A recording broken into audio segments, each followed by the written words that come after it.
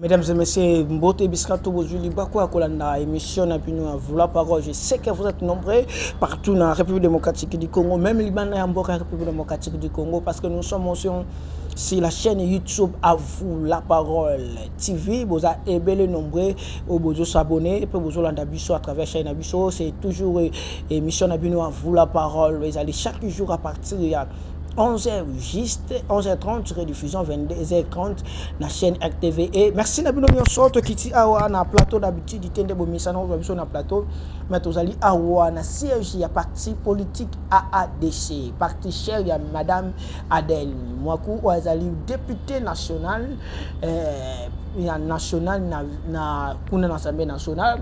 Mais tu es Kosolana yete, tu es Kosolana oyazali président interfédéral ya ville ya Kinshasa, ya bengami monsieur Adida Makesi oyazala qui nommé par rapport à parti nouvelle structure où il y a parti politique comme awa tu es Kosolana yete obeta par rapport à dossier situation sécurité guerre ya est de la République démocratique du Congo. Tozoa position na bango.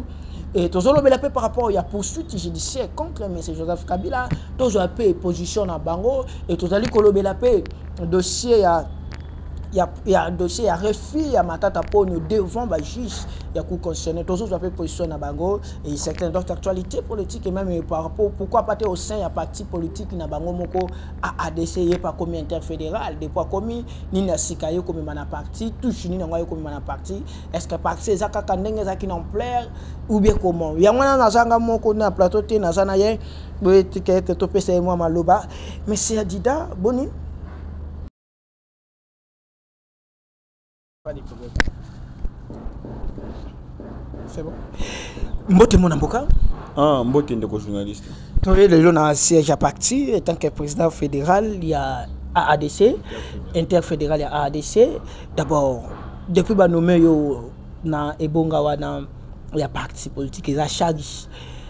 Est-ce que vous êtes satisfait et bah on génie nous a déjà rendu comme dans la partie action ni des choses bandit quoi atamé au coup parti ni vision na yo vraiment comme interfédéral avec la Kinshasa ces années. Ah merci ndeko journaliste. Ya liboso avant ko banda ko loba il faut na bana ko remercier bat oyo ba pesingai confiance wana ya ko kumbela interfédération avec province à Kinshasa parce que vous savez, vie province de Kinshasa, ils ont un miroir, il y a RDC. Donc, c'est pas une chose facile, c'est pas du hasard. Donc, je commence premièrement à remercier mon autorité morale, la présidente nationale, l'honorable Adèle Kabena Mwaouka, pour la confiance Oyo a placé vis-à-vis Nabiso. Et puis, sans oublier la secrétaire générale, qui est la chef de l'administration de notre parti AADC, Madame Isabelle Chiboaboa, pour la marque de confiance au PSI vers Abisso, pour tous les canaux aboutir au Kotombo la partie Nabisso na niveau provincial ya Kinshasa. Nous devons reconnaître que ADC la qui ADC ba mouvement nyon c'est là qui en plein roboya qui lango et côté na mai bazo yoka sous ADC na terrain et ça pour rapport à quoi pourquoi pour que non silence comme la partie ADC et deuxièmement est-ce que qu'on relever ba défis dans la ville Kinshasa surtout que na ville Kinshasa siège à institution pour ba partie belé zalia. Effectivement, nous avons eu à connaître Bess Moko à un certain moment, qui c'était par rapport à la vision de mon Nabiso, elle voulait redynamiser les choses. Vu que c'est pas important que les la TV pour Koloba, mais je suis un peu sénégé comme Bungisa. Yango ezala ki lokola moi pose moko batiaki pour les redynamiser parti Nabiso. Moi étant que président interfédéral de la ville province de Kinshasa, mission Otozanango est une mission à Mouneni. C'est-à-dire, nous avons un défi à relever. Ce qui était avant moi, disons, celui qui était avant moi, à ça qui moussala naye à ramener qui parti na niveau moko boye. Oyo senga biso pepe si asukaki toujours na niveau où asuka qui to comme ça ngo sous likolo. Parce que yo ko ça pour parti za la qui a l'ina qui plus de 4 et quelques députés bobimi na siège moko na l'Assemblée nationale. Vous êtes satisfait nango au deuxièmement est-ce que yo ko dépenser ko bimisa parti même ba député belé. Monsieur journaliste, pour votre information, on va informer yo que ville province à Kinshasa. Tous en député de la ville province à Kinshasa. Cette fois-ci, non, je parle que non, la carte à Kinshasa. Ah, déjà dans l'ensemble, oui, nous avons des députés, oui, mais la carte à ville province à Kinshasa, nous n'avons pas un député. Okay. La raison pour laquelle nous sommes là, tout ça de notre mieux, tout ça de tout notre possible. Que ville province à Kinshasa en soi-même, je parle de la ville province de Kinshasa, tout ça au moins a plus de députés, et plus de 10 députés, c'est possible. Mais est-ce que tu as un cabinet terrain quand même? Tout le monde a des déclarations, tout le monde a des partis politiques, des marches, des activités, mais silence, c'est ça pour nous. Vous travaillez dans le silence, vous banga, ou bien comment?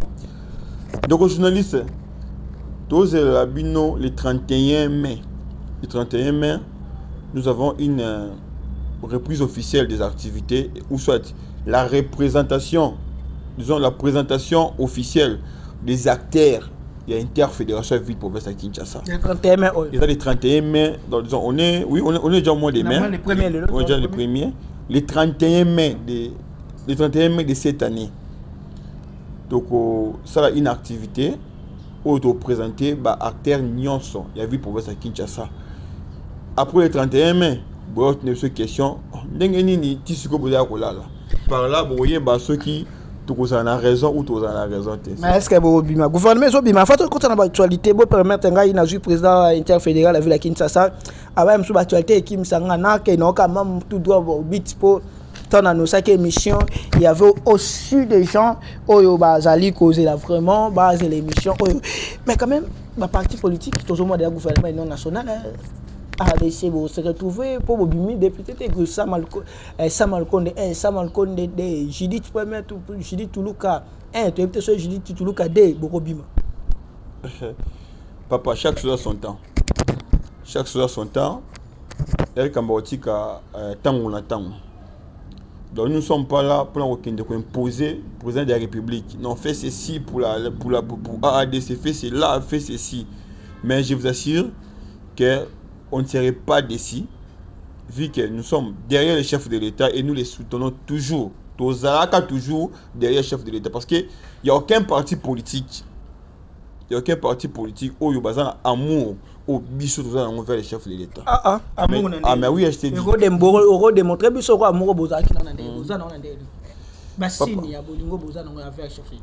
Papa, j'espère au Monaki, vous êtes présent. N'engé campagne de Salamaki na mboka o. Vous avez présent donc on va vous mingiter parce que vous avez présent au Monaki. Au Monaki degré il y a affection, degré de détermination au tout zaki nango pour na kotombola mokonda mboka na biso. Pour la secrétaire lingé mingi. Alors, on est à pouvoir discrétionnaire. Mais moi je t'assure que AADC nous sommes toujours dans les bons et nous resterons toujours dans les bons. Oh là là. Actualité politique. Merci beaucoup. C'est à vous la parole toujours. Nous sommes ici dans le siège parti à AADC. Et nous sommes à tout moment, beaucoup benga biso, même na banda ko place Bozali. Tokoya, bureau Tokoya, nenge to sala ke émission na banda comme ça du progrès na siège na bango le tozali na président interfédéral o andimi ko pesa biso temps. Malgré temps, c'est difficile par rapport à programme na mais toujours moins temps ko sala na tout cela moi dossier à il y a posé à Matata Pogno, et puis que Matata Pogno et poursuite judiciaire contre Joseph Kabila, to solango moké, to bet appel dossier à citation est, to bet lango et to bet sur la actualité moké. Mais président, c'est l'ambino. Nous tout non ba mon côté que compatriotes congolaises. Situation sécurité guerre est. Oso penser nini. Na ba pour parler à corps. Oh, le président Félix Antoine Tshisekedi a signé na kuna na Qatar, mais aussi autant que le président Lobaki a négocié na ba selon vous, vous pensez ni par rapport à cet accord? Est-ce que comme la biso accord comme la biso réellement paix dans l'est de la République démocratique du Congo? Ndeko, c'est très important. Le président de la République Azo Bunda pour nous coloquer la biso kimia na mboka. Azo ça de toutes les façons pour nous coloquer la biso kimia la paix définitive. Vous voyez, il y a eu des accords, ils ont des accords et salami pour à un certain moment pour accord pour nous avons plus de 8 millions. Il y a le peuple congolais qui se sont déplacés sans côté où on Koufa. Place et tout se retrouve maintenant dans les difficultés. Il y a des autres qui sont morts. Maintenant, le président veut à ce qu'il y ait une paix définitive. La raison pour laquelle ceux qui ont moni accord au salami entre RDC et Rwanda, ils ont accord oyo, ils ont pour na koluka kimia na mboka. Premièrement, je dirais les États-Unis, qui est une forte puissance du monde en fait. Comment se sentir comme ils ont asima, pays Chine, relève na bango. C'est parce que il y a eu ce que nous appelons des pantins et tout. Donc ils ont voulu profiter un faiblesse pour la kokoma ou grande puissance et tout. C'est pourquoi maintenant le président Donald Trump vit Mambo Tundengeleki. D'ailleurs, vous avez vu, il avait envoyé son conseiller, sur le plan Afrique. Oui, son conseiller sur le plan d'Afrique, monsieur Bolos. Oui, monsieur Bolos. Omoni Ayaki, il a parlé avec le président, le chef de l'État, Fachi. Il a parlé avec Kagame, il a parlé avec le chef de l'État ougandais. Il a parlé même avec le chef de l'État tanzanien. Juste pour la Koluka, Ayeba, au juste, quel est. Et là, on dit que ça, la guerre est persistée dans la RDC. Parce que son souci est. Avant la pose ça, il y a qu'on ça encore plus. Il y a ça encore plus pour renouveler l'alliance pour la RDC. Parce que la RDC, ils ont maman nini en fait maman na marketing des produits oui ils ont maman qu'est-ce que je peux appeler donc RDC ils ont nzungu il y a minéraux il y a Afrique donc il faut donc les États-Unis sont censés il y a cause en bon terme. Alors ils ont remarqué eux aussi dans leur tour guerre oyo et ça de façon que bénéficier bien d'intérêt dans Bangoté.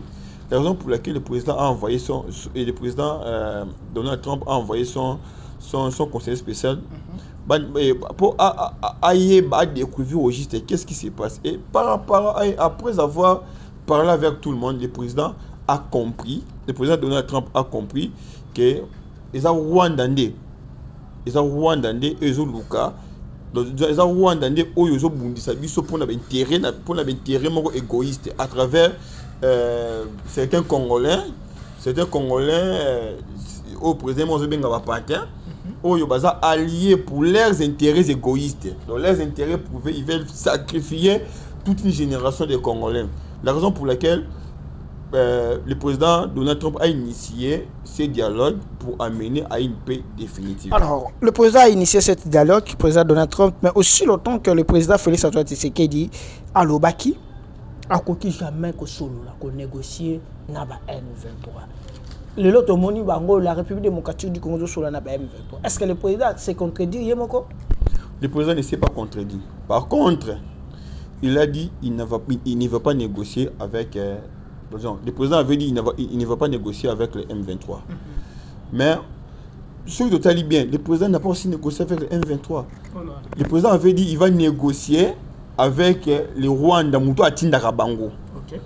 Donc, Moutou Atindaka Bango. Ce qui est bien, au monde, il y a accord Rwanda, accord de possibilités. Ils ont signé par notre ministre, Madame Thérèse Wagner, et notre ministre des Affaires étrangères rwandais. est-ce que banani baza na katouana mais bazo engager gouvernement tous les deux bazo engager ba président souci non c'est ça non je parle c'est une négociation entre le Rwanda et la RDC. Est-ce que je dirais le président a se contredit Nanini aussi longtemps que le président il ne veut pas négocier. Il a dit ça clair, il ne va pas négocier avec le M23, il va négocier directement avec leur chef. Leur chef c'est Kagame, non? Tout le monde sait que c'est Kagame qui engage le M23 pour la c'est la raison pour laquelle le chef de l'État a négocié en fait, a parlé avec le président rwandais, M. Kagame, pour chercher à avoir une paix définitive. Mais pour chercher à avoir une paix définitive, de là la situation sécuritaire guerre à Est, moi Mboka, est-ce que le président Koko compte na port ya ADC na nini ok ADC ningo le bi ke bo sala ki bozana bolingo ya ADC nini mais la situation sécuritaire guerre à Est, certaines personnes peuvent musuba osenga ke non président ça la guerre na Rwanda et certaines personnes ba lingi ta sa guerre na Rwanda. Alors, rapport à ADC, la situation sécuritaire à Est, les années. Oui, nous, lobby, après, on a vu il y a ADC, parce que ADC, par sa signification, Alliance des actions pour le développement du Congo. On parle du développement. Or, le président de la République, il cherche à avoir un développement de notre pays. La raison pour laquelle, Bissou ADC, toujours soutenir le président toujours soutenir le président sur tous les points. En fait, nous voulons qu'il y ait, nous voulons que guerre est ici là. Pour ce guerre est ici, parce qu'on va pas développer les pays en étant en guerre. Ouais.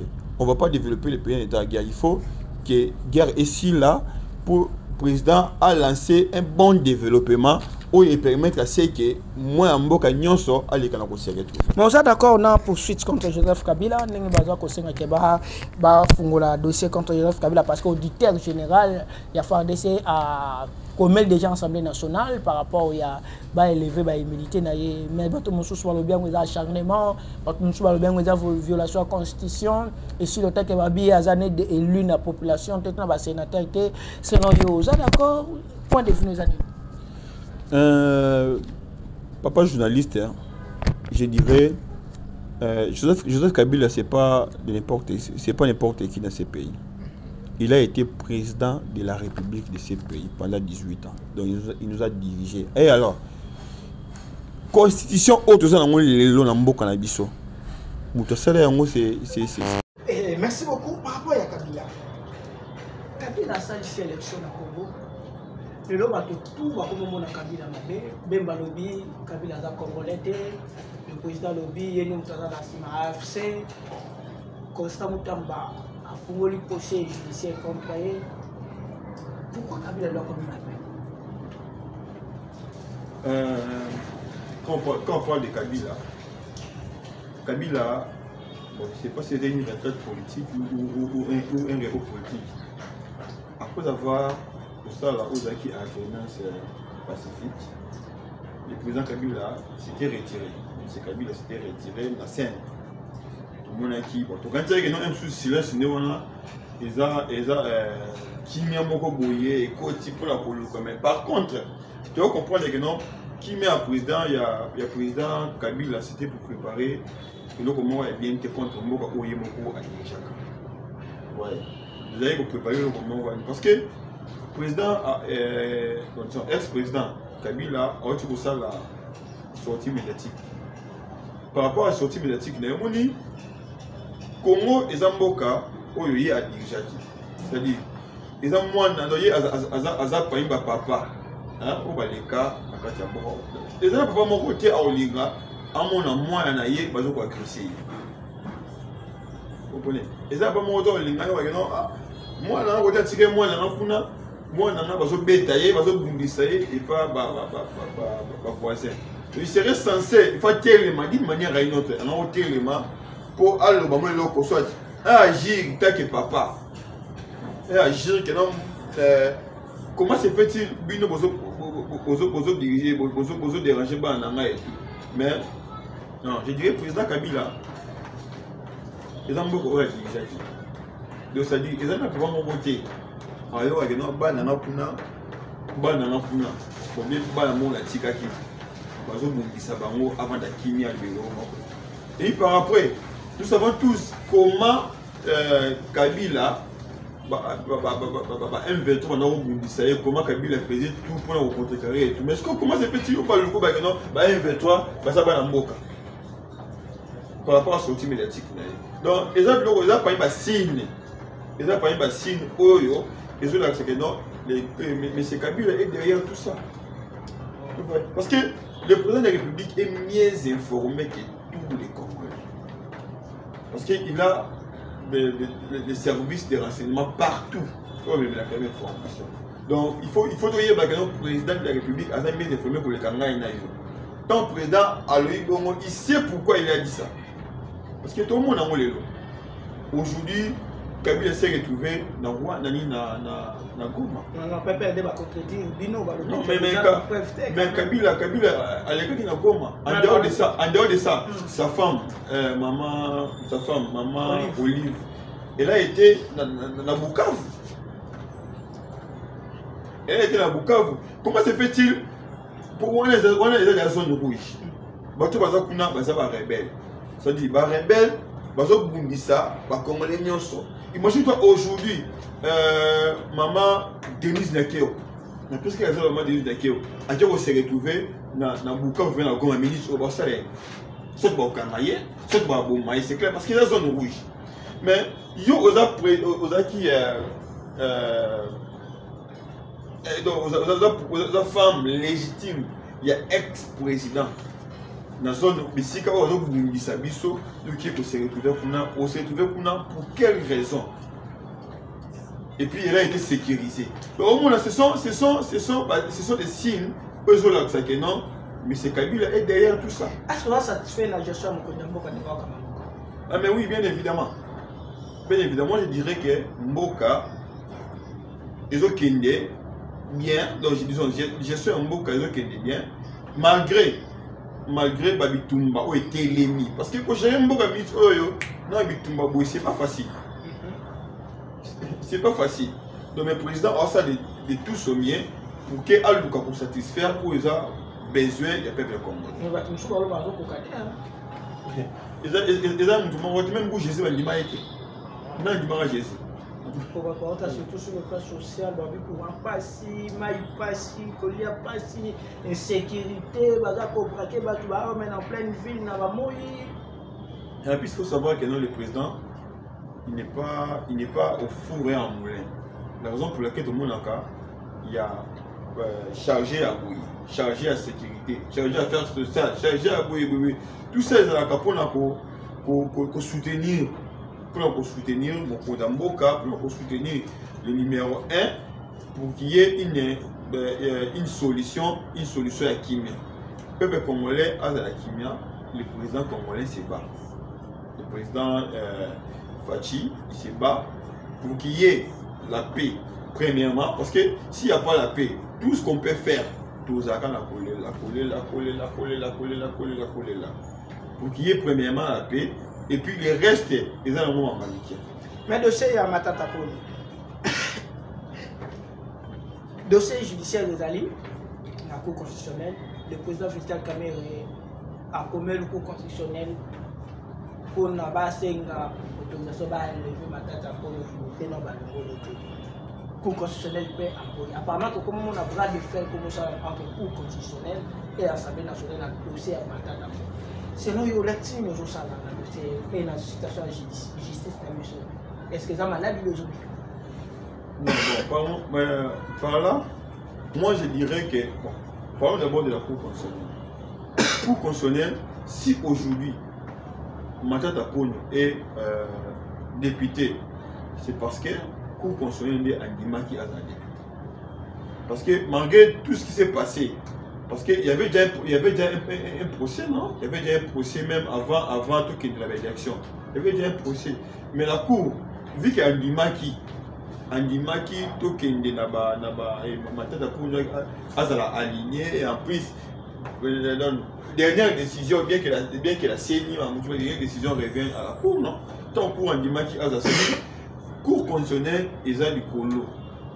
Cour constitutionnelle, ils ont primé. Parce que tout ce qui est politique, tout ce qui est politique. C'est meilleur avec les gens politisés. Tout ce qui est politique, tout ce qui est politique, d'un côté d'un moi, justice peut tout ce qui est à ça, la moussala naïe. C'est meilleur parce qu'à boire côté union sacrée, il y a beaucoup de fou. Non, c'est pas une question à union sacrée. Mambouya, Boukamalo, c'est ce que va dire. Non, pardon. C'est un dossier, ça date depuis. Non, moi, je suis là. Si vous voyez, tout le monde le sait, non? Tout ce qui est justice et ça, ça. Non, ça tue dans Moussala et l'Assemblée nationale. Tout à fait. Il y a l'Assemblée nationale comme peut-être comme l'Assemblée nationale. Donc moi je dirais au moins au Loba, ils ont fait que la justice à ça, comme ça, tout Congolais, quel que soit le député, quel que soit tout le monde, il faut Congolais. C'est pas dit que nous ceux qui au sein de ma bête au qui met l'Assemblée nationale parce que ils imitaient moi non moi je dirais que tout ce cas justice à ça parce que tant justice est bénéficio pour construire les bénéficiaux, mais c'est maintenant normalement il devait passer. Soit il dit qu'il est innocent, il dit qu'il est vraiment un mot innocent. Mais il n'y a aucun dit à répondre le temps que tout Congolais a répondre et puis à Zongi à ça. Il a boycotté la Cour constitutionnelle aux institutions nées. Mais l'immunité n'est pas si moi que l'immunité n'est enlevé quand même. Oui, mais que les députés ne sont pas cangaillés, c'est pas le l'immunité. Qui t'a dit que non, à Kenya il faut se représenter dans le cangaillé. Est-ce que c'est la première fois? Ok. Est-ce que c'est la première fois? À Kenya déjà, l'invitation il y a plusieurs fois à Kenya. Maintenant pourquoi il a refusé cette fois-ci? Est-ce que soit Kenya qui n'a pas canal? Matonomique. Toujours combat, parce que petit à petit, toujours que dans l'échelle à Couchité, tu as vu le président interfédéral, il y a Villa Kinshasa, il y a parti cher AADC, parti cher, il y a Maman Adèle, Azali honorable à l'Assemblée nationale, et merci beaucoup.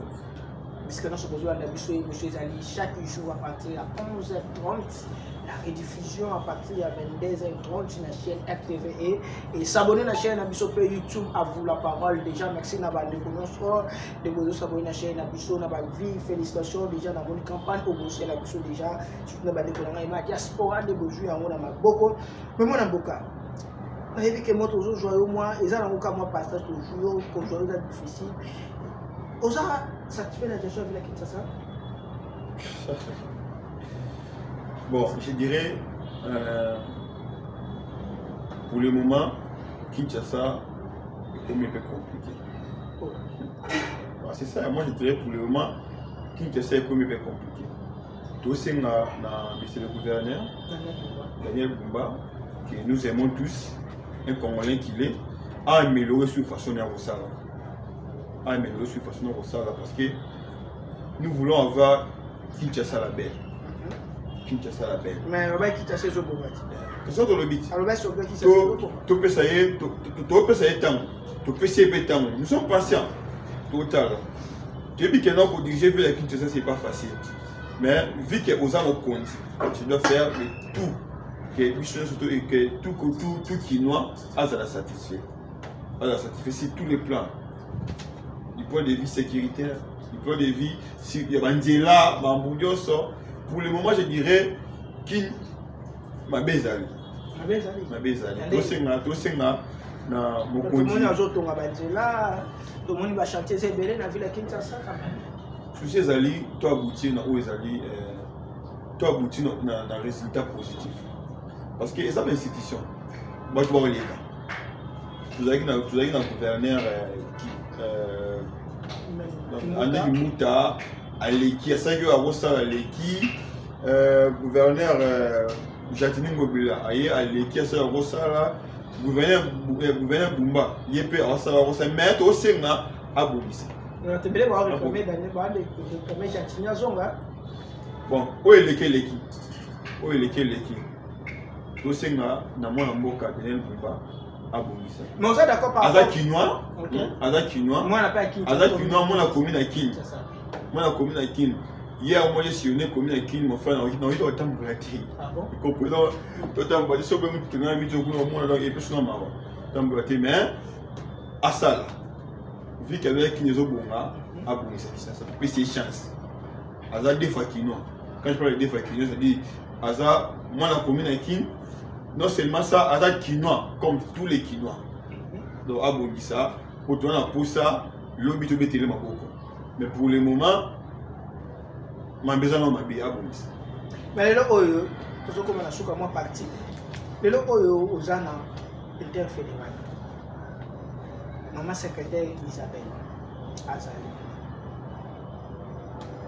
Nous avons besoin de chef de parti. Selon you, dans le moins nombre de secrétaires, vous êtes satisfait de la composition de l'Union sacrée? Bon, moi je dirais l'Union sacrée, ce qui est le président ACP, donc comme président ACP, élargir l'Union sacrée, moi je dirais c'est une bonne idée. C'est une bonne idée parce que avec cette agression, il faut qu'il y ait une cohésion nationale. Il faut qu'il y ait une cohésion nationale. La raison pour laquelle le président de la République a élargi l'Union sacrée. C'est-à-dire qu'il permet à ce que moi, je mboka nyonso. Moi, je mboka nyonso. Oh, azana pour ça. Comme on dit, les pays d'abord. Le Congo d'abord. On a pour ça que nous mboka la biso. Ils ont la kimia et puis tout le temps, la divergence après, il y a pour s'aligner l'Union sacrée. Ils ont élargi. Ils ont élargi. Malgré, comme j'ai mis à la de part et d'autre. De part et d'autre.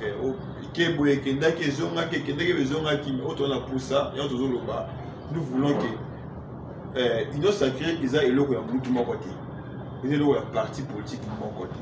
Et puis ils aient l'eau à mon côté karaté, comme on dit, poids lourd et tout. Non, ils ont pour un parti politique l'Union sacrée. Ils ont carné vision le chef de l'État au Brésil, si mais chef de l'État ou soutenir le chef de l'État. C'est-à-dire non c'est dans la condition l'Union sacrée, ou diriger l'Union sacrée, bah ça campagne dans mon côté, bah font la brèche, c'est-à-dire que non tout le monde oyo aza na kati ya famille wana a se retrouver. La relation est nini entre président fédéral et ADC na ba interfédéral mususu ba parti mususu DPS ba INC MLC. En fait, je ne peux pas mais nous entretenons de bonnes relations dans certains pifs, il y a différents partis. Donc, toujours marcher dans les bons, nous avons de très bonnes relations avec certains. Et puis les autres, je ne dirais pas que nous n'avons pas de bonnes relations, mais opportunité dans nos peut-être des solo là, mais avec ceux-là, déjà, toujours déjà nous gardons de très bonnes relations et puis séance de travail des fois ça la manca pour la coloca comment c'est fait si tu veux beaucoup que ça la pour la kotombola vite pour ça Kinshasa. Mais le PPRD 6 par lui, il veut soutenir la campagne sur la Kinshasa, d'accord? Bon, moi je dirais s'ils sont, moi je dirais pas oui ou non. Vous voyez, je ne dirais pas oui ou non. Tout est dans le Mboka. PPRD, ceux qui vont aligner, ceux qui vont, disons, comme on dit, ils sont derrière les M23, c'est-à-dire qu'ils vont rebelle. S'ils sont réellement derrière AFC M23 et tout, ils sont des rebelles. Comment c'est fait que tu vois que les rebelles aillent voir dans la chaîne?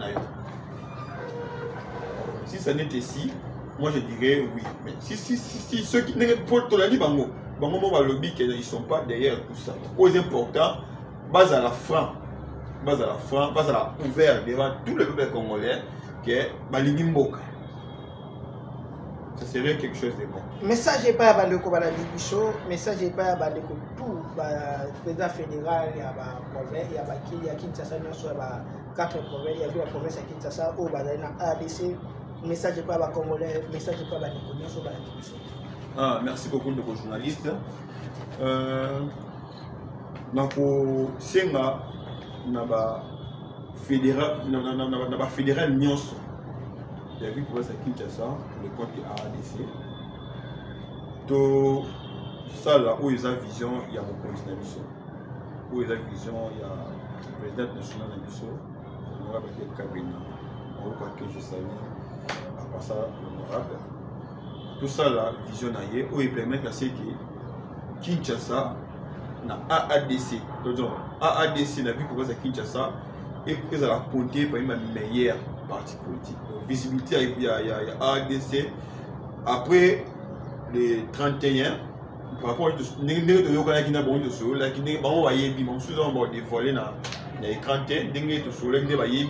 après les 31, tout le monde a AADC dans une dimension encore très élevée.